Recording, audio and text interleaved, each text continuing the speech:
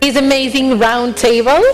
So good morning to all of you and welcome to this panel about coding and programming and technology and many different topics. The latest report of the World Economic Forum announces that in the coming years up to 80 million jobs could disappear due to the automation, but that on the other hand 100 million jobs will appear thanks to the technological revolution. Faced with this change in the labor market, we at the Princesa of Girona Foundation believe that one of our main responsibilities is to help young people to understand the future that lies ahead, and not only what kind of work society will need, but also how to be better prepared for it. Always, of course, with the aim of generating positive change in society. We truly believe that the world belongs to young people. It is necessary to bring the great issues of humanity to the classrooms, and technology is undoubtedly one of those great issues. It offers us great challenges, but also amazing opportunities. As Javi Pertovi says, the founder of code.org, I really like when I hear from him saying this sentence. He always says that only 1% of the society is creating technology, and he always aims to youngsters and to everybody, that the other 90% only are consuming it. So we need more people to create technology, because technology runs the world. So we are convinced of the need to promote the teaching and learning of computer science at an early age, so that young people can know and understand the language of the future, programming. Because it will not only allow them to better understand the world in which we live, but also to develop skills that are very demanded in the companies, like teamwork, critical thinking, creativity, planification. So we would like to talk about several related topics today for a few minutes. And I'm so fortunate to be accompanied here today about 3 amazing experts and 2 incredible young teachers who are passionate about technology and education. And I would like to take the opportunity offered by UNESCO World Education Congress to hear from them. So, are you ready? Yes. And are you ready? Yes. Yes? Okay. So I'm going to start with Pat, young Fredit. Hello, good morning. Hi, good morning. Good morning. Let me tell you a little bit about Pat. Pat has led education strategy, curriculum and professional development, district outreach, state policy, and government affairs for the world's largest computer science organization, code.org. And you are the Chief Academic Officer for code.org. And I had a look at your website, and I really like a sentence you have there, which says, from the classroom to national policy, influencing the whole education system. You've been also a teacher of teachers during 20 years, right? Yes. So I have a question for you, and I would like you to tell us a little bit of why is it important to learn computer science in schools, but not only in schools. So I would like also to talk about why computer science could be interesting also to be teach and learn in higher education, and also what could we all do to promote this importance of promoting or learning computer science. Okay. Hello, everyone. So the question was higher education, schools, and what we can do to promote computer science. That's right. Okay, let's start off with schools. So I know that there are a lot of teachers in the audience right now, and there might be teachers viewing us live streamed or recorded as well. So for teachers, I used to be a teacher. I taught middle school and high school for 13 years. And so the most important thing about computer science, I actually used to be a science teacher before I taught computer science, before I switched over. The most significant thing, the biggest reason why a teacher might want to teach computer science, even if you're a science teacher, a math teacher, a language teacher, is because you want to engage your students. All teachers teach because they want their students to be excited about learning.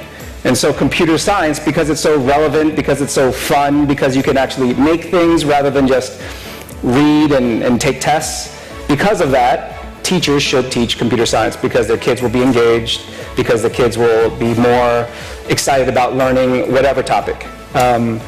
For students should take computer science for a multitude of reasons. Sandra talked about a couple of them, including the number of careers, or the vast variety of careers that are available to students who have even a bit of computer science knowledge. So that's number one. Number two, as well, it's just fun and engaging as well. So it's nice in school to actually make things versus just learn about things, right? Hands-on learning, project-based learning, these are very important topics and trends in education. Computer science allows us to experience these things firsthand. So that's for students. And then, I didn't obviously even mention the salaries for these careers, or where it takes you, how it might change your family trajectory. For higher education, Code.org mostly focuses on kindergarten to 12th grade, primary and secondary schools. But for higher education, we believe that all higher education students should take computer science as well. I think they're a lot closer to their careers, and no matter what major they're in, I believe that they can take computer science and innovate in their field. In fact, we already see this with most careers right now, where computer science is innovating everything. I mean, it's innovated in the last 20 years how we find our partners, in fact. I think most people these days, especially young people, don't even bother meeting people in real life first. I think they just connect with people digitally and then meet them in real life, right? All that is because of computer science. And so how can we all promote computer science? I think we can start with the people around us. If you have any kids around you, if you have your own kids, it's exposing them, and especially if they're a young woman, letting them know that it's not just for men or people who look like me.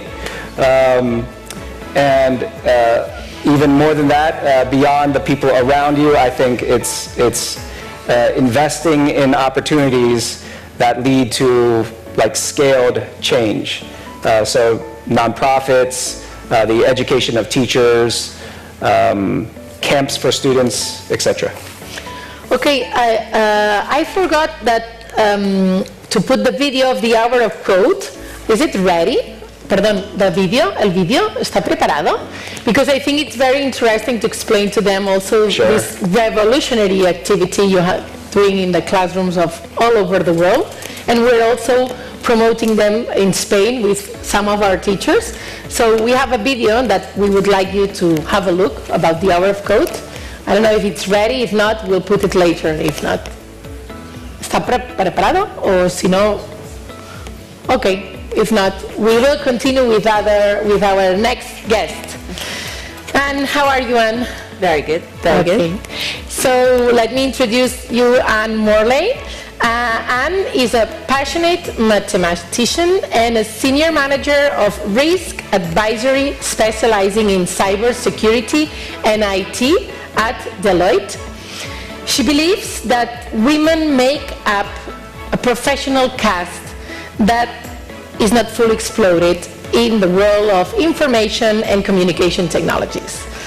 And you are a woman who has inspired many women to take the leap into the STEAMing world. So I have a question for you related to this. And we would like you to tell us a little bit about how can we push women's talent in STEM leadership, in higher education, or in companies. And also, what challenges do you think we have, and what could we do to introduce small changes to these challenges? Very good questions. Yes. Today, women still only represent less than 30% of all job positions in IT and technology. So without a doubt, it is a pool of talent. Women are a pool of talent that we are not exploiting in technology.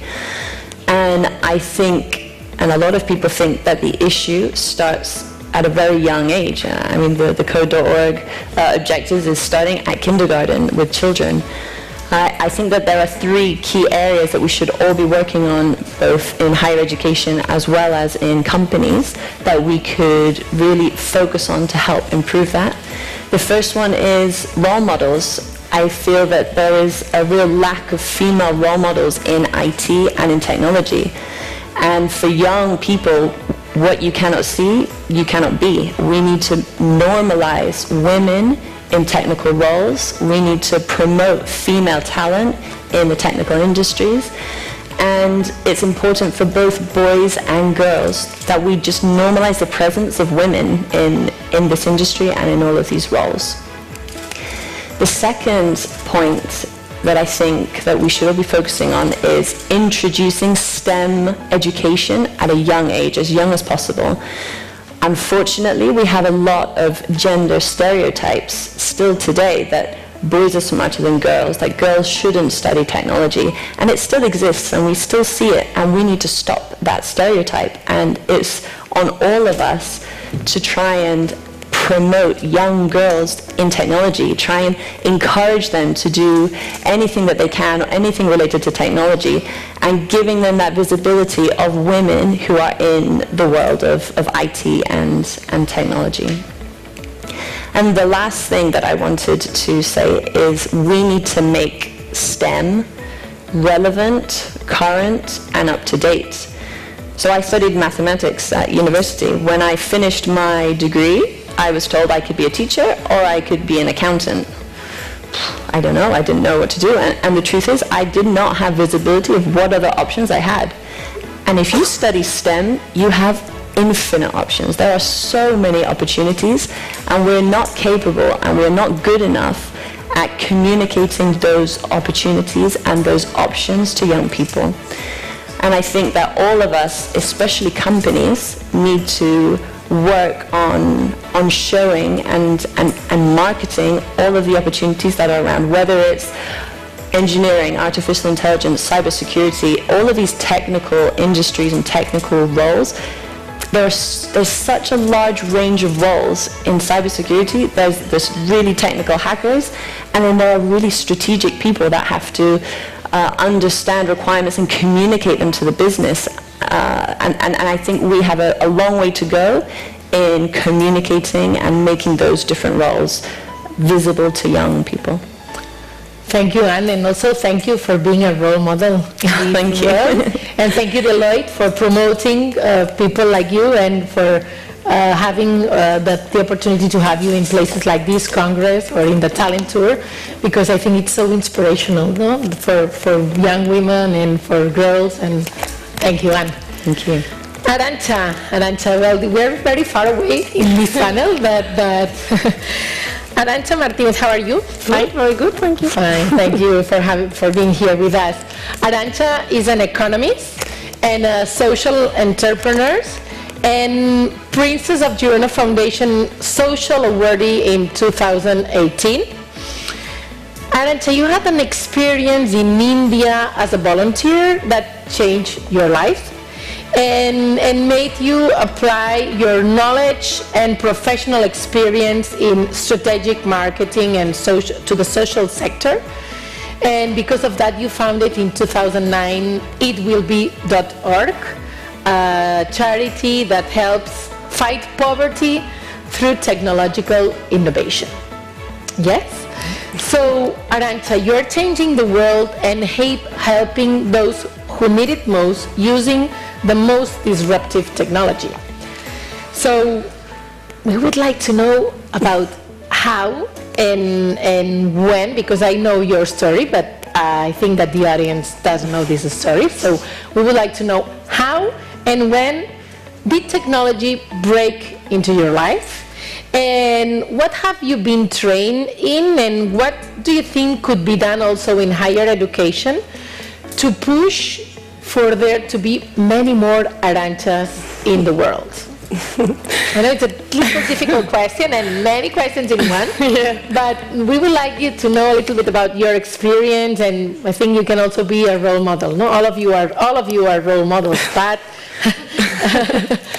and Arancha. Thank you, Sandra, for your question. Well, I'm going to tell you the story. I landed in India when I was 24 years old. It could have been anywhere else because I was going back to an investment bank where I was working at that moment 3 months later. But when I saw what I saw, I couldn't just turn my back to the problems I had identified and just go back to them. So I spent 5 years in India observing, learning, working hands with loads of NGOs to really understand the problems I identified. There were many, obviously, related to women not accessing the banking sector. There were street children that couldn't get into the education system. There were loads of challenges, but there's one that really changed my life. I worked for many months in an NGO that was doing social intervention with street children, street girls, really, and there were only 10 of them. It was incredibly challenging what the NGO was doing, and the thing is that when I was going back from work to home every evening, I kept seeing many more kids under the same situation, so I felt really helpless. It was like, what am I going to change if we're working with 10 girls? Well, there's so many in the streets.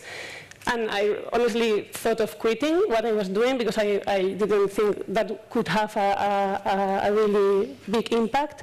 But I got very obsessed with the problem of street children, so I started investigating, researching on how the field worked, the NGOs were doing, the government was doing, how many were there in the streets. I found out that there were over 10 million children only in India in the streets. So, well, I started thinking on how can we do something more meaningful rather than just trying to go one by one or working in silos, every single NGO trying to do their best. And there is where technology came into my life. I kept thinking, what were we using back in the bank or in the other companies I had worked in the past to really press one button and have all the data and know exactly how to deliver the best products to our clients in the best and more quicker way. So I started thinking of those technologies that were used, for example, in the banking sector. We knew our clients because they were identified. They had a biometrical identification. We had big data. We have software where you could aggregate data of clients in many places so we could make the right decisions. So I started thinking, how could we bring that into our field so we can really deliver the product, the services that these kids need, which is access to education, access, obviously put them out of the streets, get them secure lives.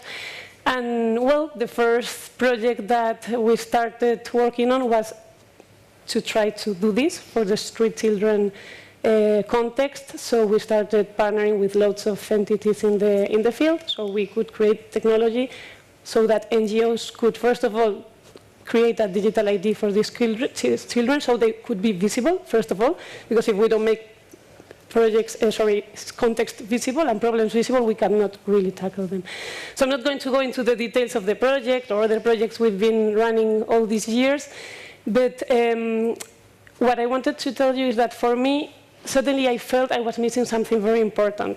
Same way as when you reach India or any other country, you don't speak the language and you really have to learn it to understand the context, to see, to observe how the country works and then start helping.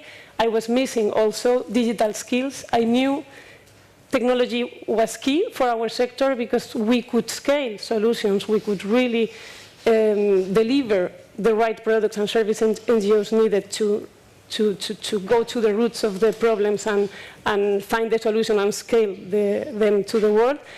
But I was feeling that technology, it was key, but I was missing those skills. So I had to start learning at the age of 24, 25 years old.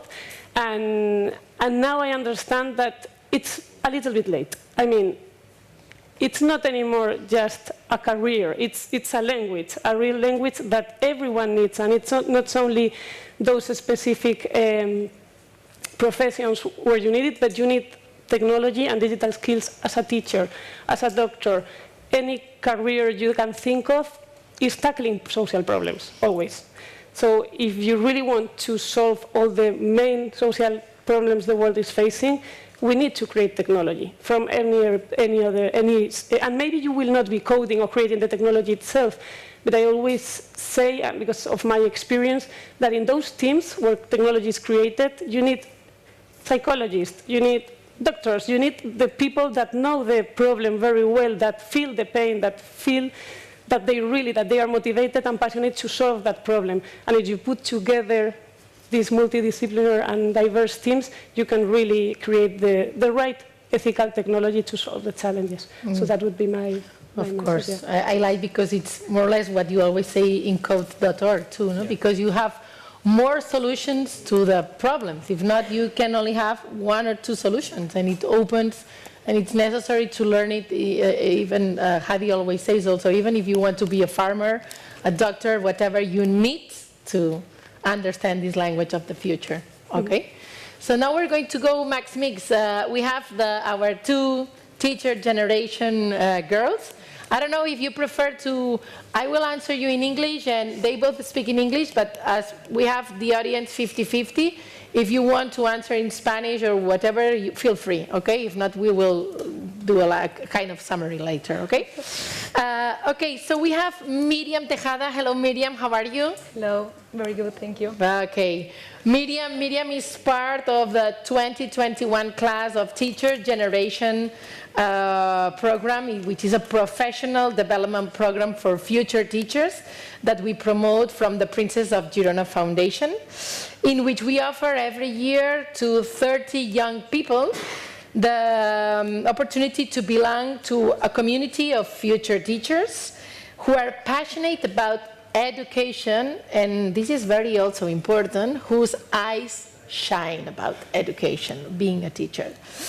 So what do we offer them? We offer them an innovative and disruptive training, where we have code.org in this training, and it has been new this year in our campus. We also offer them mentoring and an empowering internship experience in a rural school of reference in Spain. Miriam went through the program last year, and this year she had the opportunity as an alumni member to do the training about code.org in our virtual campus. And now she works, and you've did something with this training, because you are working in San Agustin School in Calahorra, La Rioja, in Spain. So Miriam, a few months ago, you had the opportunity to be trained with code.org and discovering coding. Let me tell you, Pat, that at the beginning, when we offered to our 40 students the opportunity to be trained with code, they were like, coding? Me? A teacher? Primary? What? No? But this training has changed a little bit their lives and their mindset, yeah? So please, Miriam. Today you have a good group of primary school children who are doing computer science with you, who are programming in the classroom. So can you tell us what lessons have you learned as a teacher? And also, what challenges do you think higher education, because this Congress is about higher education, has regarding the learning of programming, and how would you solve them, or how would you do a little step forward in it? Okay, so first of all, I would say that my biggest lesson, and it's really related with what you are talking about, is that we really need that allow our children to make mistakes. Okay, because in real life, they are going to be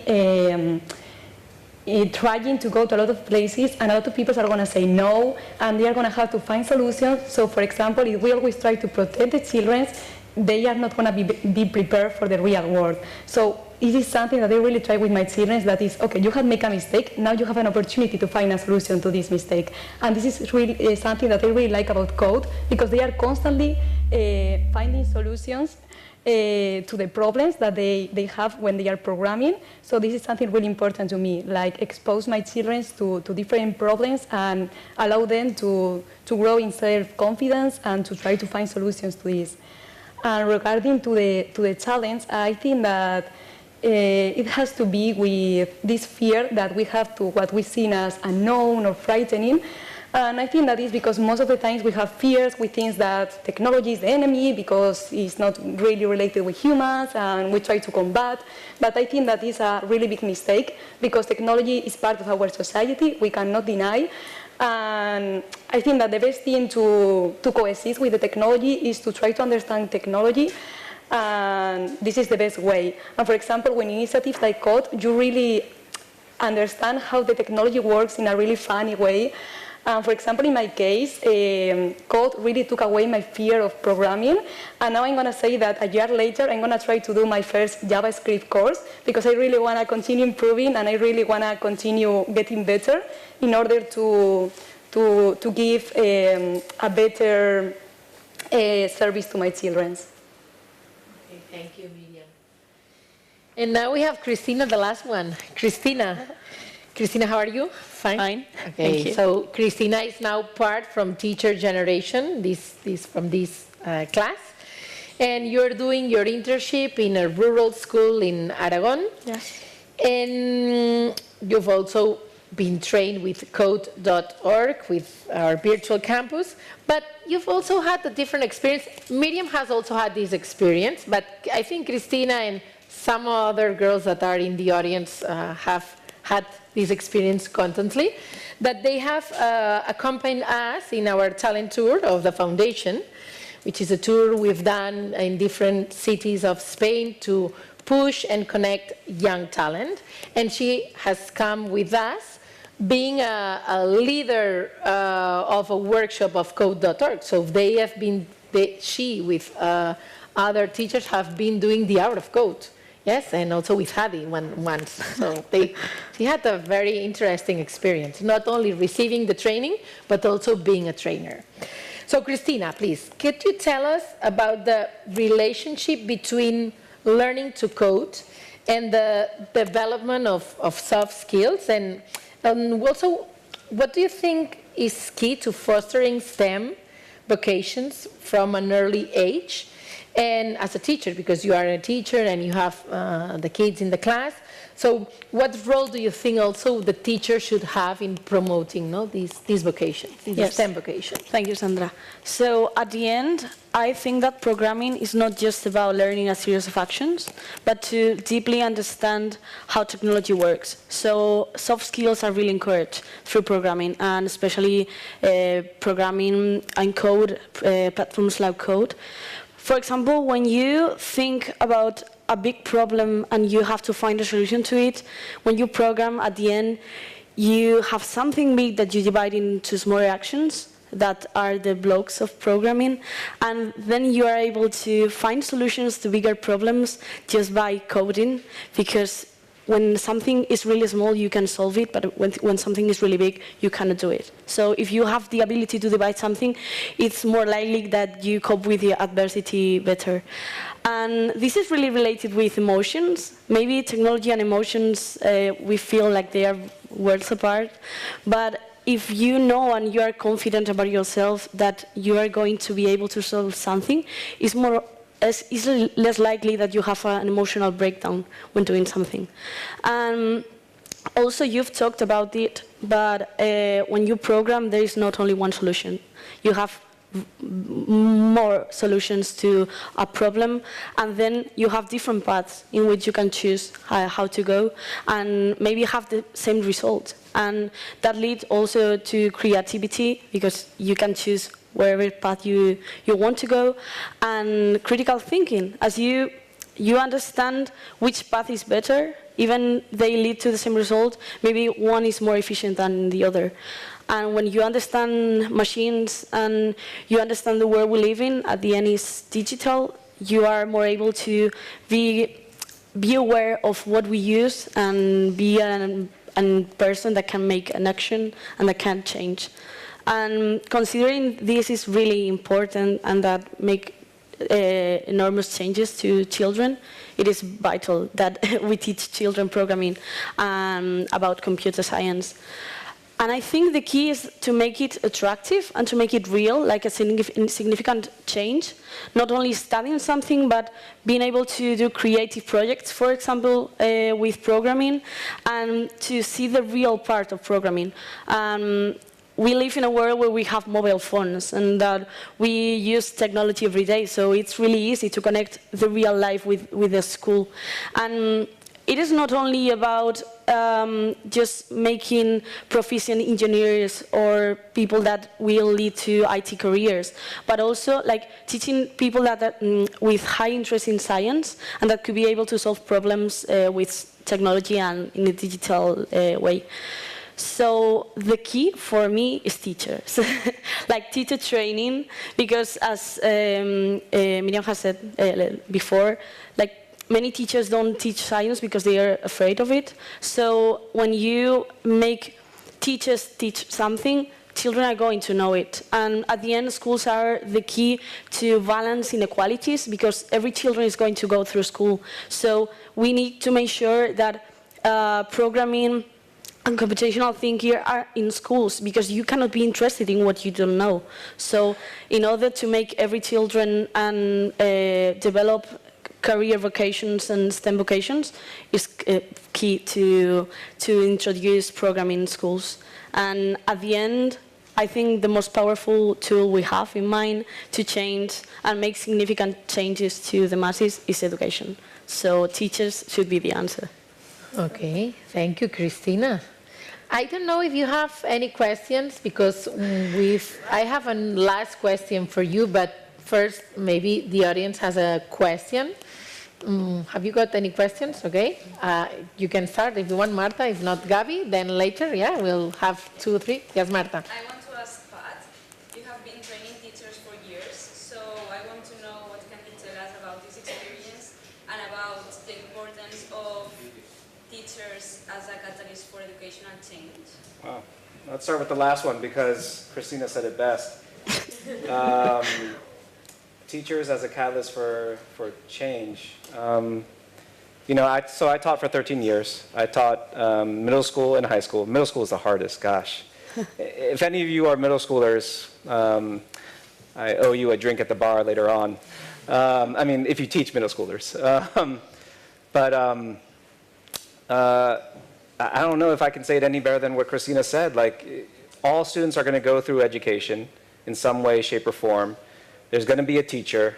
If you're going to expose them to something, you have to work through teachers. And that's why Code.org has trained, gosh, just in the US, we've trained over 125,000 teachers over 9 years. And that's all in-person training, ranging from a day all the way to a year of training through multiple workshops. Because that's what we believe, like teachers are the way to change society. What have we learned? We've learned many things. We've always actually been surprised at how the majority of teachers still don't have enough digital confidence or digital literacy to engage in workshops, to engage in computer science workshops. So with computer science, you know, we're trying to teach teachers how to code. Well, even before you know how to, even before you learn how to code, you have to learn how to navigate a computer and do things on a computer. And you know, even in this day and age, there are lots of adults who just aren't very confident when it comes to using a computer. Not young people as much, but older people. And then so I think that's one of the things we learned. And the second thing we've learned is how excited they are. So even if they come in kind of hesitant to learn about coding or they don't understand how it's connected to their practice as a teacher, within just an hour or just the middle of the day of a workshop, they're super excited. They can't wait to go back to the classroom. And so if anyone's involved in teacher training, I think you should never be worried about teachers not understanding the importance or finding it fun. It might not take in the first hour, but after the first hour, towards the middle of the day, they always come around. That's right. Yeah. We have Amanda there. Amanda, say hello. Amanda is also from the first medium, and she's a teacher, and she's teaching computer science. Yeah. And what I really also like, Pat, I wanted to tell you about code.org, is that I see them so enthusiastic teaching. So it's like contagious, no, to the students. So Amanda, I don't know if you want to say something about your experience teaching in the class. I'm a preschool English and robotics teacher, and I've been using code.org with my children, and they are very engaged also with the dance party that we are going to do after. Yeah. They really love it. Maybe they cannot use all the blocks and everything, but if they can have fun and just, I always say that I want them to have a good experience with coding, not only to know how to use the blocks, also to have this experience and to feel happy with coding, and in order to, when they get older, to try to use it and who knows, use code in their everyday life. Yeah, thank you for what you do. Okay. You had a question too, no? Yes. Okay. Hello, my name is Gabriel. Thank you very much for coming today. Thank you for the organization. Since we are in a super congress, multinational congress, internationally, I would like to ask one question regarding inequalities that you talk between countries. So we live in a world that there are many countries who are like behind economically and educationally too. So my question is, how do we make them, since education is very important to make the countries develop, those countries, emerging countries, undeveloped countries, how do we make them to know more about technology, know more about this language, and just to make this inequality less and to help them develop? Thank you. I mean, it's a tough question. I don't know if Arantxa wants to take the answer. I think Anne and Arantxa both can answer the question. I think we could do two in one. I think the answer is that we need to really focus on basic digital skills. I mean, it should be available for everybody, and the truth is it's not, because there are a lot of countries that are behind. And I think Arantxa, with her NGO, they really work a lot in that space of trying to bring these digital skills to these countries that don't have that capability already. And actually, she partners with many different companies to try and bring those digital skills to those countries. I don't know if you want to... Yeah, well, before going into bringing digital skills, they need also other skills and access to internet, access to hardware. I mean, it's a complex context that has to be thought of, because you cannot just think of one layer, you need to think of many. So, I mean, it's quite complex. I think the approach has to be systemic. I think we need to work, and it's important to work with corporations, non-for-profits, government. I think it's all academy, of course. It has to be built always from the field, along with them. I think one of the mistakes we've made in our non-for-profit in the past was to try to build and implement technology that wasn't co-designed with all these stakeholders, especially with the beneficiaries and in this case, the users were the social workers. So they have to be involved, they have to be engaged, and it's challenging. It's challenging because they have fears. We've done lots of projects in places where even they don't want to hear about technology because they feel it's going to get their jobs removed and all these things that you're obviously also hearing. So it's a huge challenge, and in my opinion, the most important thing is to ensure we really don't leave anyone behind, and I honestly think we are leaving many people behind because the exponentially growth of technology and digitalization that we're seeing, especially after COVID, is huge. And for example, us in India, with the NGOs we're working, we are seeing that the gap is being every day bigger. Like many kids have gone to the villages due to COVID and they've never gone back. For 2 years, the schools have been closed. So the rest of the world, some of the rest of the world is moving while they are like trying to catch up with 2019-20.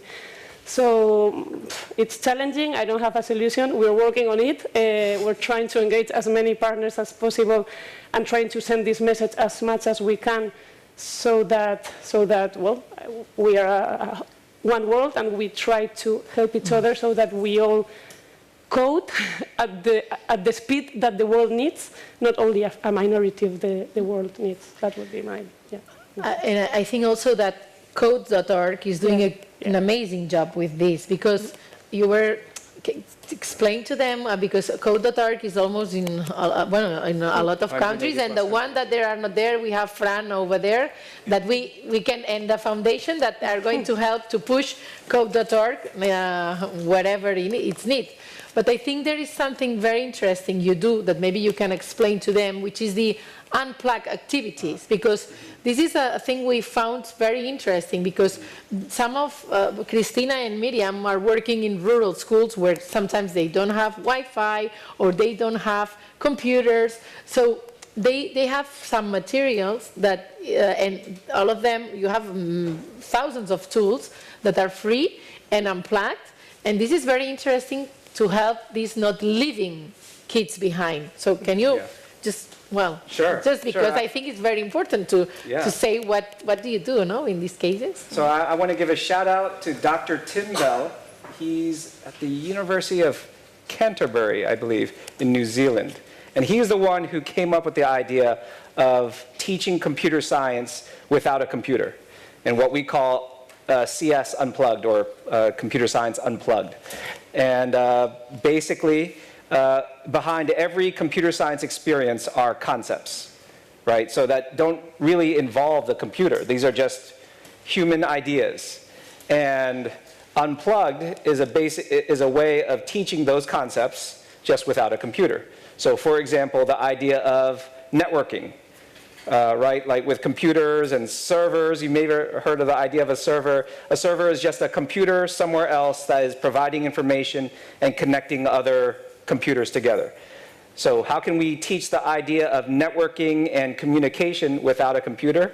Well, we kind of do that already just by communicating, but you can teach that with string. And you can actually teach that with just a room of adults, with 15 adults, and use string to describe how different computers connect to different computers and how there are nodes of computers that are central to the idea of a network, et cetera, et cetera. So unplugged computer science is basically a physical, fun way of teaching computer science concepts without a computer. That was networking, but there are lots of fun coding experiences that you can have, again, off of a computer through Computer Science Unplugged. Of course, and if you want to know more, we have a final gift this afternoon at 6 o'clock. We're going to do an hour of code, and you'll be able to experience what this is and an unplugged activity we're going to do. So just a final question to finish, and it's a very short question and a short answer. We would love you to give us a gift to the audience to finish this round table. And it's a short message, or imagine a tweet, or an Instagram post, an Instagram stories post, or a newspaper headline answering this question, okay? So what would you say, I will ask to one of you, to the audience to do a step forward in higher education using creating technology or developing talents that make a positive impact in our society? So I don't know who wants to start first. Pat? A short message? Well, it's like a flash. It's like, what would you wrap up? Teach computer science to all students and all teachers. Thank you. Okay. Anne? As the room is full of teachers, I want to say that my first mentor was a teacher, a maths teacher, so I want to leave you with the message that you are the role models today, and your students are the role models of the future. Well, thank you, Anne. Arantxa? Okay. you're talking about positive impact, and I've seen a lot of positive and also negative. So, so I'd say that we need to increase, of course, STEM vocations. But I'd say in higher education, we should also try to bring to all these careers philosophy. Philosophy for me has been key. I think it doesn't give you the answer, but it makes you ask the greatest, the important questions. So I'd say that for me, bridging technology, STEM careers with philosophy could make a difference to create positive impact. Okay, thank you. Arantxa, Miriam? I will say that I think that everybody will agree that English is something essential nowadays. So computer science is going to be in a few years. So let's prepare our children for the real life. Okay, thank you. Cristina? I would say just go for it. Maybe we spend many hours theorizing about things and how they should be and how we could make significant changes. And at the end, let's better focus on what we can change on our network. And at the end, the world is changed through small people doing great things in small places. Okay. So thank you so much for inspiring us to do good, to do great. And just one last gift, what I told you. Remember, this afternoon, 6:00 p.m. in the Princesa of Girona Foundation place, in the Fira Congress Palau, yes? We have this hour of code. Let's give an amazing applause to this round table. And they've told me that we have the video of the hour of code, just to have a look, okay? So if you want to go down, whatever you go, yes? We watch the video of the hour of code. Let's run.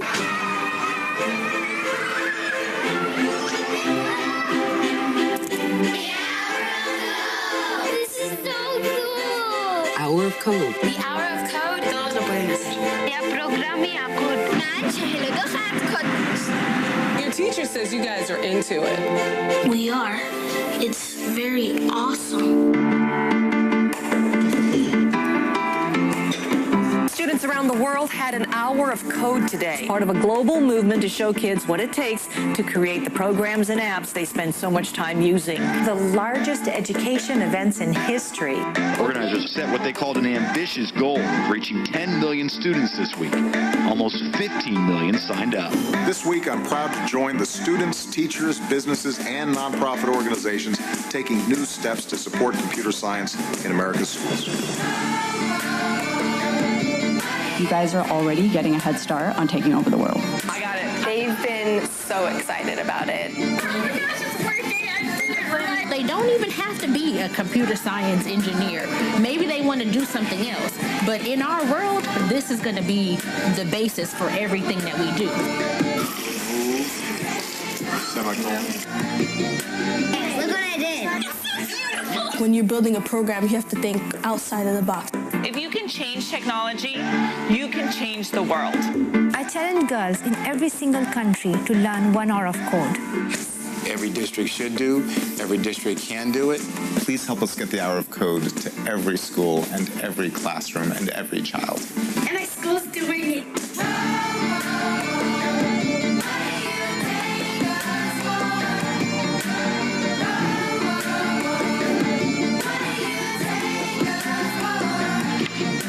Okay.